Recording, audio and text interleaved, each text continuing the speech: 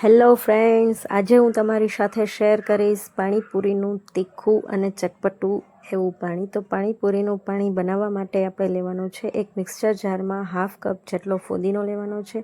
તેમાં અડધી ચમચી ખાંડ નાખવાની છે અને 2 થી 3 ટુકડા બરફના નાખી અને 1 ચમચી લીંબુનો રસ નાખવાનો છે અને સારી રીતે એને ક્રશ કરી લેવાનું છે.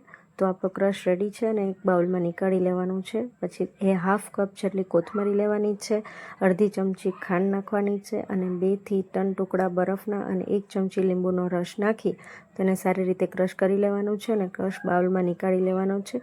પછી તે જ જાળમાં આદું અને મરચાં નાખવાના છે, જરૂર પૂરતું પાણી નાખી અને તેનો બી ક્રશ રેડી કરી અને પાણીપુરીના પાણીમાં એડ કરવાનો છે. તમને જોઈએ એટલું તીખું તમે કરી શકો છો. પછી તેમાં હાફ 1 ચમચી જેટલું પાણીપુરીનો મસાલો, હાફ ચમચી સંચર પાવડર, 1 ચમચી જીરું, અડધી ચમચી મીઠું અને 1 ચમચી લીંબુનો રસ, અડધી ચમચી મરી પાવડર એડ કરીને સારી રીતે હલાવવાનું છે. તો તૈયાર છે આપણું પાણીપુરીનું પાણી.